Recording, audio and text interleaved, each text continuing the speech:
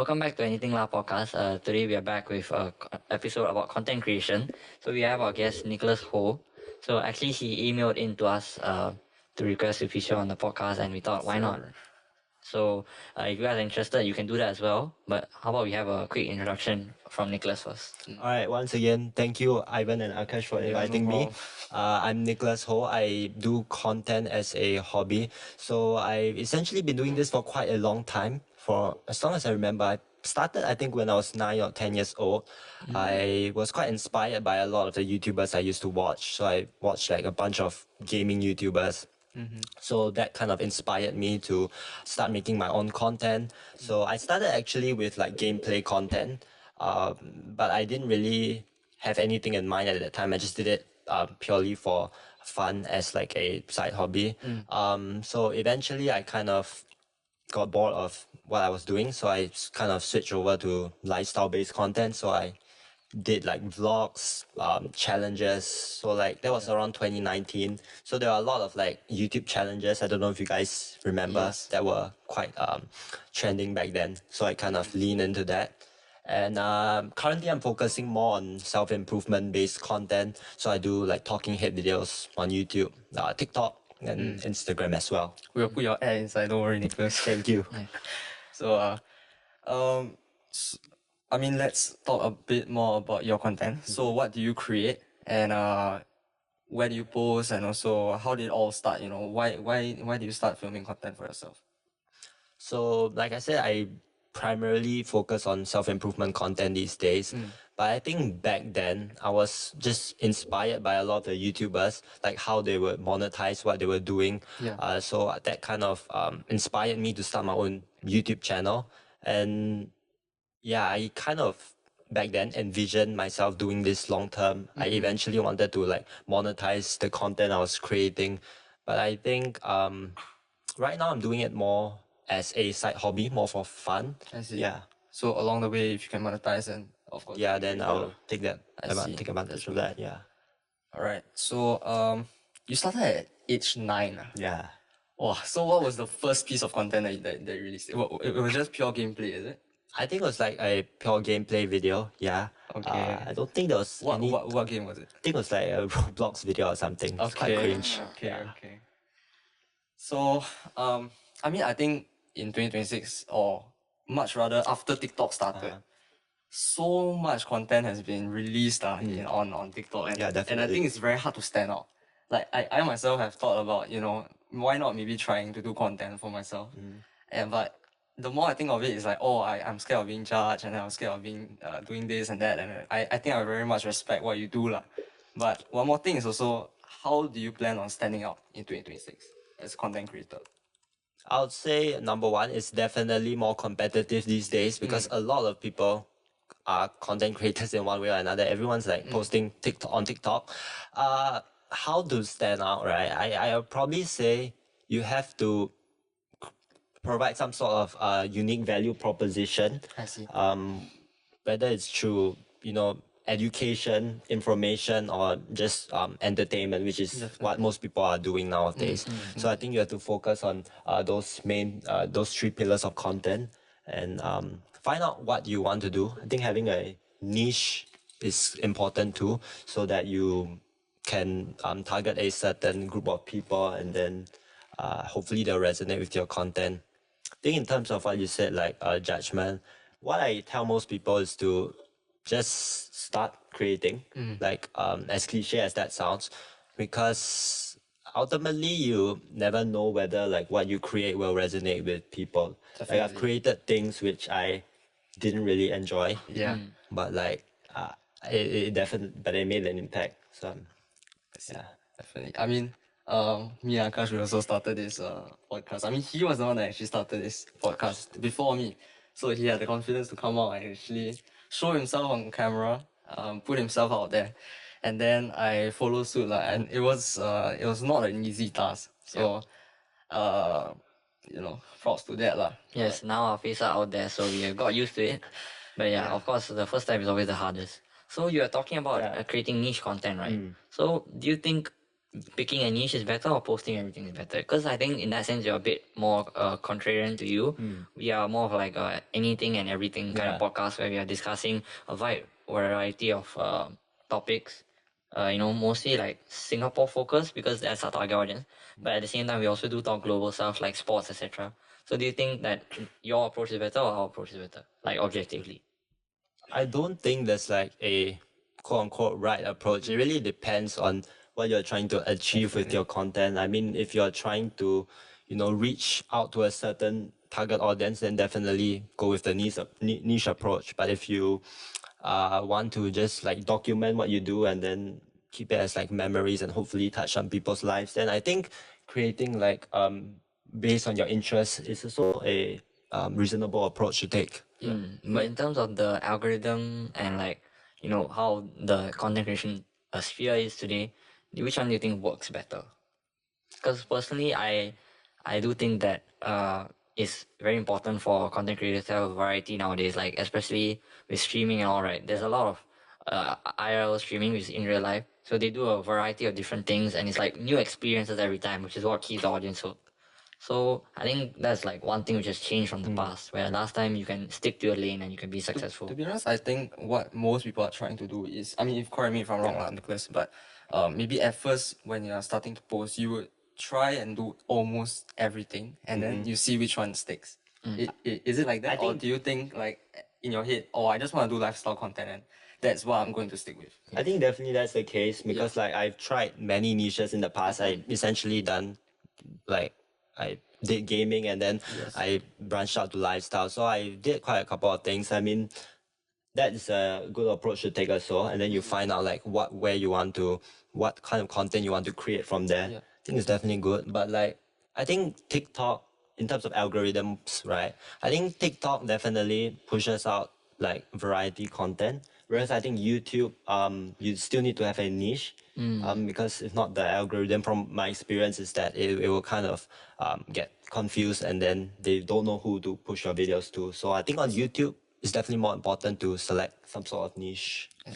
I mean, what we try to do now is, I mean, of course, we have a very broad base audience lah. So, the content honestly depends really on the guest. So, for example, if you're on today, we will be talking about content creation because you will be most well versed on this topic. Yeah. And then if we let's say have a teacher teaching, education, so information, right? So he will have to come on and then we will talk about education. So I guess we are very versatile in that sense. So that's how we try and do things. So on TikTok also we also see that you said that it's more variety based. So whatever that we think, whatever that we record, we just post and then we see which one sticks, sort of.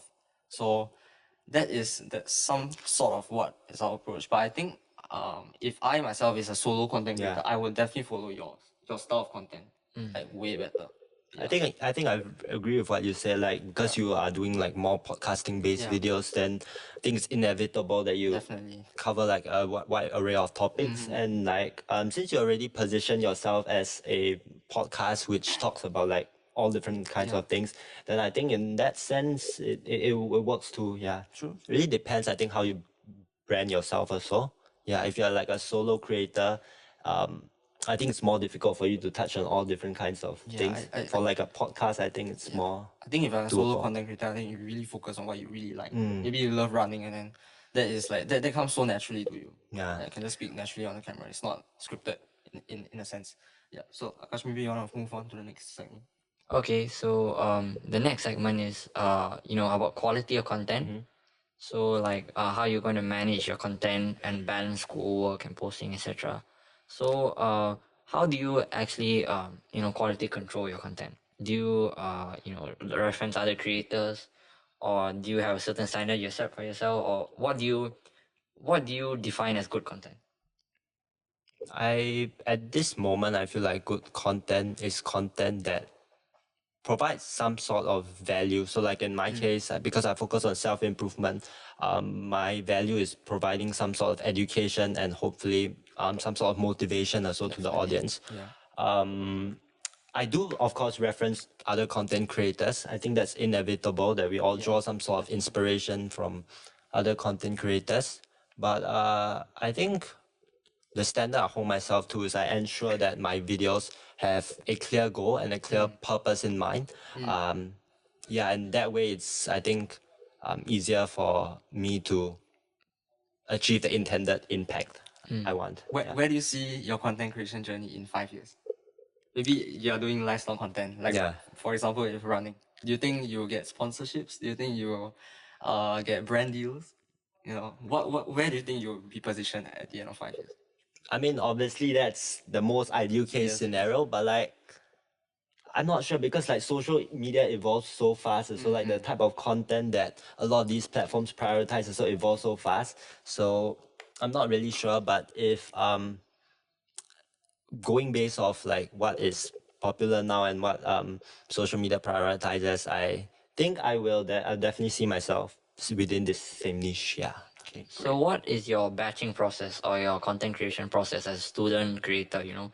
Like how does a filming day, editing day and like your scheduling day looks like? How is your content creation process basically? I think I try to batch when my production. So like I try to record like a bunch of videos in one day. I like to bulk record. Yeah. So in a way I set aside time to record and then I set aside like another day to edit. But I think editing wise I try to do it like over a span of I do it as and when I'm free. But I think recording takes up the most time. So I try to do that like all in one sitting so I don't have to worry about it for like let's say the rest of the week. Yeah. Yeah, actually, that's a very similar approach of what we do also. So if we can do a lot of content within that week that we're free, then we just do it. Yes. Then when we go home, we just slowly have to release. slowly edit and then slowly release 2 weeks once or 1 week once, something like that. Yeah. So you edit your videos yourself? Yeah, I Produce them Yeah, yourself? produce most of my videos myself. Edit them most myself. That's very good. Yeah. We are also the same. We have a producer, of course, behind camera, but in terms of content, we draft it ourselves, and then we edit ourselves also. So we take turns. Like one episode is mine, one episode is his, like that, and and maybe that's easier as a dual content creator. But as a single content creator, do you think like your workload is manageable, as for what you do? I guess it really depends on the type of content I'm doing. Like obviously long form content is a lot more time consuming to produce, which is why I feel like I've been doing more TikToks because like what I do allows me to create short form based videos as well. Long form videos definitely take up quite a bit of time. So so definitely handling the editing and the production, everything on my own, and then ideating too. I think it definitely is very time consuming, which is why I've been doing more TikTok. Wait, Nicholas, I'm kind of curious. What do you post on YouTube? You said talking heads, but still within the lifestyle niche or something other than that? More of like a self-improvement, which is what see. I've been trying to get into, which is the type of content I'm trying to. So maybe it's like a journey to something. Yeah, it's like I see. Okay. on various like self-improvement topics, for example, like fitness or discipline, etc., etc. So your audience would rather just get inspired lah from your YouTube content. That's one of my main goals, to see. inspire and That's great. also to educate. Yeah. That's great. Again, we'll shout him out over here. So, Akash, would you like to move on to the next question? Yeah. So is your content your only extracurricular, or do you do like other things on the side as well? And how do you maintain your schedule so that you're not prioritizing one thing over the other? Content is like one of the main things I do outside of school. I mean, I've been running a lot, but I kind of used that time to create content as well. Yeah, So I like focus on running content. So I like kill two birds with one stone. Definitely, yes. But yeah, I've been running, so that obviously takes up time as so. Yeah. Other than creating content, it's definitely not an easy task to do, to manage like schoolwork, which sometimes can be very overwhelming in itself with like creating content. Yeah. Yeah. Yeah, I think as me and Ivan both have a lot of side hustles, CCAs, this thing, etc. We can definitely relate. A lot of things to juggle, but I think if you just make do. If you really have the passion for something, you just find the effort and time to do it. Which is why when a lot of people ask me like, "Oh, how do you even have time for this?" I just say like, I just make time. Even if you have to make certain sacrifices, I would say it's worth it if you enjoy doing it. The moment you stop enjoying doing it is when it becomes a burden. So you can maybe ask the next question. Yeah, sure. Do you see yourself staying as a hobby creator, or do you think that this will turn into something serious, like on the business side? So like back then, I actually thought of making this sort of my career and things like that. But now that I'm looking at it again, because the social media scene is so competitive, it's Yes. honestly a little unrealistic to, Really? turn it into a full-time job. I mean, obviously, it can be some sort of side hustle to help you earn some extra income. But I think to do it as a full-time job is not very sustainable in today's age, I feel. Actually, I would disagree, Nick. Really? Really, I honestly think I would disagree. I think there are so many content creators that, I mean, looking at Singapore itself, there are so many content creators that really just rose from nothing. Like, for example, right now, okay, we give you a very simple example, Drizzy. Yes. BRZY. He brought back skits in the Big At first 26, you know. I found him super corny with all like the B-reel, snaps and all that, and then giving that, like, I don't know, he's trying to like prove to something. But then after he changed into skits, right, I think that's where he really got so much traction. Yeah. And I think he's getting quite a lot of brand deals, and I don't know if he's rich or not, lah, but I mean, if On I the can way, see you doing that next time, you can be the next Rizzy, bro. Yeah. I think in Singapore especially, a lot of people find content creation to be unsustainable. But I think that mentality is what is holding us back. If more younger people and the younger generation push towards a more content creator friendly Singapore, then I think naturally the scene will grow lah, because we already consume a lot of TikTok and Instagram, but we're consuming like global content. So why don't we like support smaller creators, and if you ever find something that you find funny or enriching, just give them a like or follow. I think it's quite a small favor to do for the local content creators. And I think if you're big enough, I think you're quite irreplaceable, because I mean, everyone has a different face, right? So your face is going to be recognizable and everybody will just come to you. I mean, Drizzy only has that Drizzy, like, one face, so, I mean, that's how I see it. That's how I see it. But correct me if I'm wrong. I mean, in a sense, ideally, I wouldn't mind doing this as like sort of a career if this blows up. But like, because ultimately, when you are a content creator, you're earning most of your revenue or income from brand deals. So that in itself, I feel, is not very sustainable, especially because your fame and your brand deals are indirectly kind of affected by whether people like you and in the long run. Wouldn't you say TikTok and YouTube monetization is actually quite a sustainable source of income as well? Of course, I'm talking about like once you reach like 100K followers or something like, or 1 million, then it becomes quite a sustainable stream of revenue.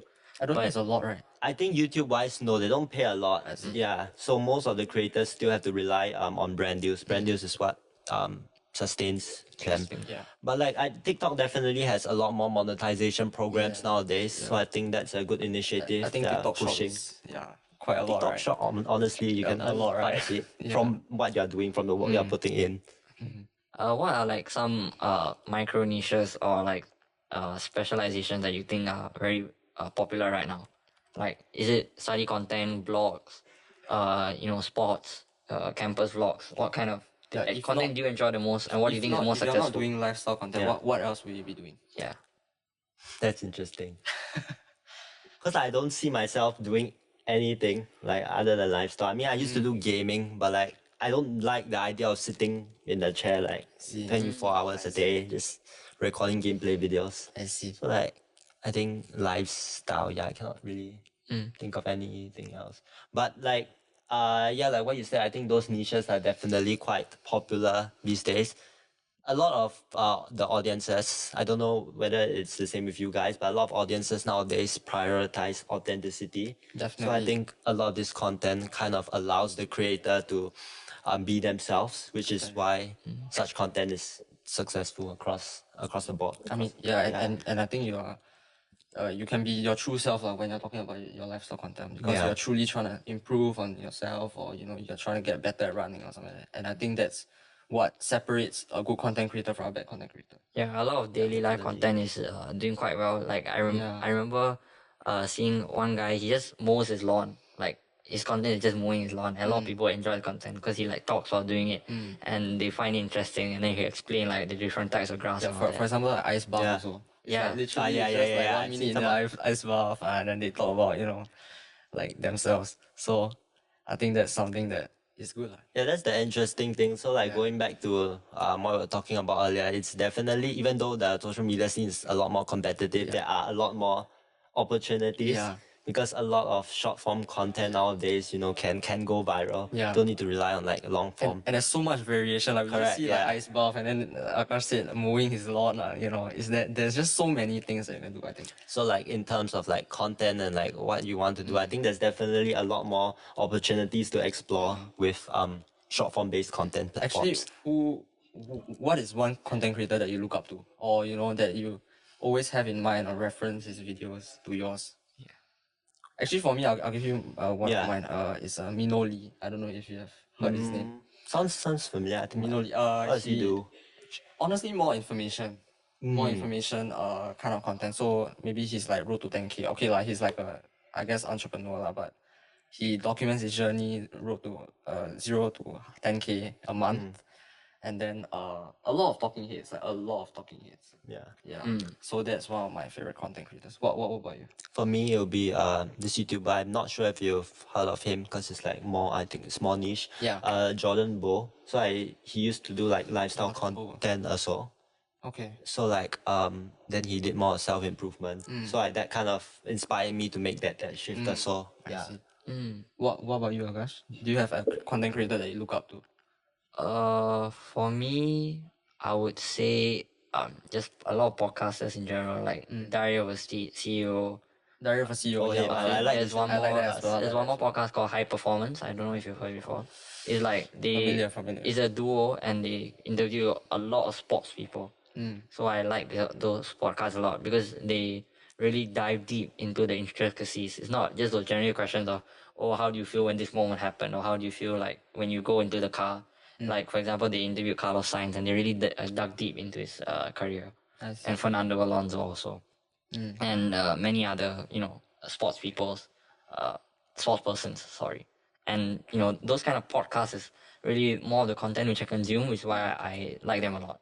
And in terms of entertainment side, I would say like the Sidemen maybe for consistency okay. and the quality of content. Been in the scene for very long. Yeah, they've been the same for very long. Very Still, long. getting the views. Yep. Okay. Then let's move on to the next section, which is okay. handling low views, mental health, and views. comparison. Okay. Because I think one of the thing that most content creators struggle, even ourselves, is hate. Is hate. Yes. How do you deal with it? Let's address the elephant in the room first. Okay, hey, I Hate comments, I don't know, maybe like stitches or I don't know. stitches. Yeah, that's the what a lot of Okay. people are doing. I feel like a lot of the hate I've gotten are from like local people, Singaporeans. Yeah. Okay. And I'm gonna explain why I specifically said local people. Okay.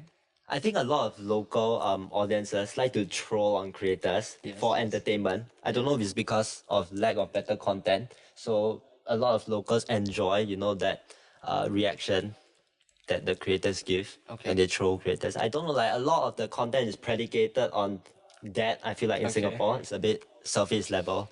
That's one of the problems I have with the content scene in Singapore too. You can get into that, maybe. I think Singapore, right, honestly, is one of the top at giving or hating on people. Yeah. I feel like I think if you were to create content in the US or maybe any other where else, would right, be I way think more it would be forgiving. more supportive. Yeah. I think Singaporeans in general is just not very supportive. It's just when you start to get a bit of fame, then they I remember there was a bit and get more support along the way. recently there was this Glenn Yong incident where everyone there was a TikTok of a girl asking why everyone hates on Glenn Yong. Yeah. And the comments is just full of people hating on this guy they don't even know.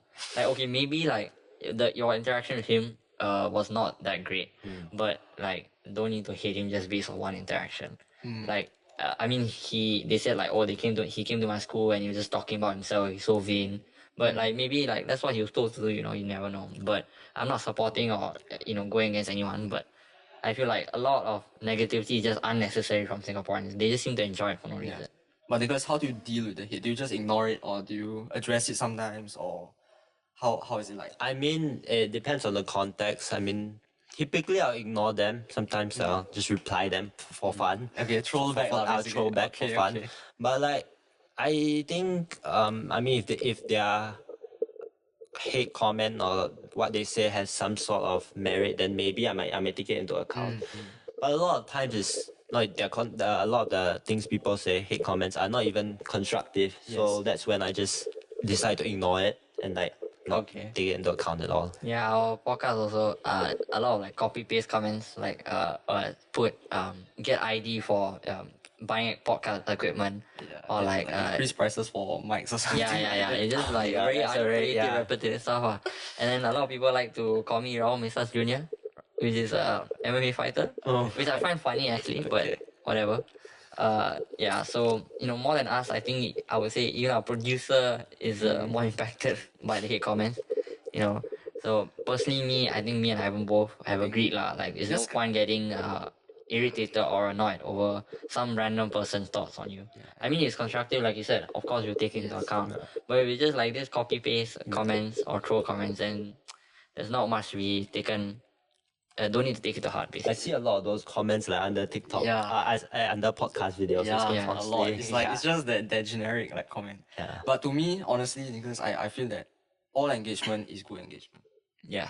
To me. That's definitely true. To me. Because So, honestly, yeah. a lot of these social media platforms, they don't really. Yeah. I mean, they just see like the viewership and then they'll push it out based on Yeah. how many views you get. Like to be honest, if I get more shares than likes, I Fantastic. don't really care. Honestly, I don't really care. If the ratio is high, so Yeah. be it. I don't care. And yeah, Akash, would you like to maybe ask one last question? And then we can quickly wrap this up. Yeah, sure. So how do you deal with like videos flopping or maybe not doing as well as you expected it to? Maybe you spend so much time Yeah. scripting out the content, thinking of how to edit it, and then when you post it, and then you don't see the amount of views that you have targeted in your head. How I do you think- deal with that. I think obviously be quite disappointing. I've experienced it quite a number of times because a lot of these platforms are honestly quite unpredictable. Like sometimes you think you produce like a very good video Yeah. and then it ends up flopping. So I definitely encountered this quite a number of times. I think I typically just move on, create the next piece of content. Because the funny thing is sometimes when you least expect it to, the video Yeah. like somehow blows up and reaches Sometimes the your lowest target effort you actually that, get yeah, that's the the most thing. views. Yeah, and that's something I've been trying to kind of prioritize this year as well. Because like sometimes I feel like I spend too much effort, into a certain video for it to end up flopping. Yeah. So this year, one of my goals is just to create without thinking so much of the outcome. Yeah. So would you say like one of your content goals for 2026 is to prioritize quantity over quality? Quantity over quality. Just get yourself out there rather than focusing on producing some high production, very scripted content. I think definitely in a way. I feel like I held back a lot in 2025.